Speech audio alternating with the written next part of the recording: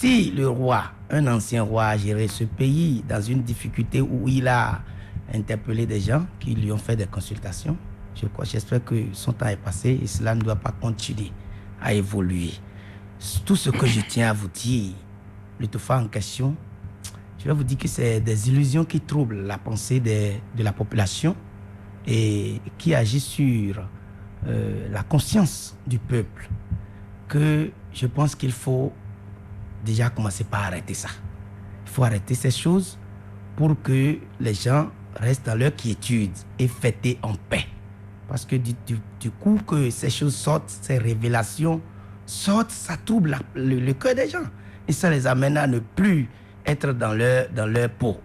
Et donc, ce n'est plus valable aujourd'hui au XXIe siècle où tout a évolué, chacun se développe à sa manière. Même si il s'agit de la spiritualité, il faut laisser chacun se développer à sa manière.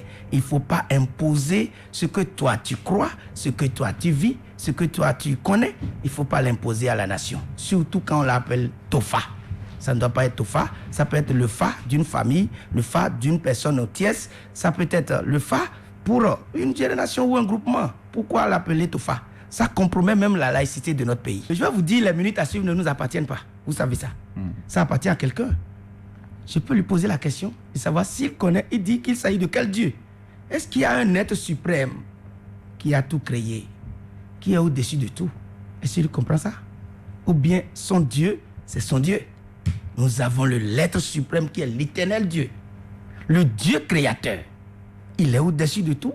Et c'est à lui appartiennent toutes les visions, les révélations. Il a parlé de Joseph. Dans le livre de Deutéronome 29, la Bible dit, tout ce qui est caché appartient à l'Éternel. Et ce qui est révélé, c'est ce qui est à nous. C'est ce que Dieu nous donne, sa révélation, qui est à nous. Mais ce que Dieu n'a pas donné, la révélation. Il ne faut pas aller chercher à connaître ça. Ce que Dieu, le Créateur, veut révéler au monde entier, c'est que tout le monde comprenne qu'il est Dieu. C'est lui qui a tout créé. Il ne faut jamais donner sa gloire à quelque chose. Dieu ne permet pas. Ça, en toute chose, Dieu ne permet pas que sa gloire soit attribuée à une chose ou à quelque part ou à une personne tierce. Vous voyez? Donc, il faut reconnaître en toute chose que c'est Dieu qui est le Créateur.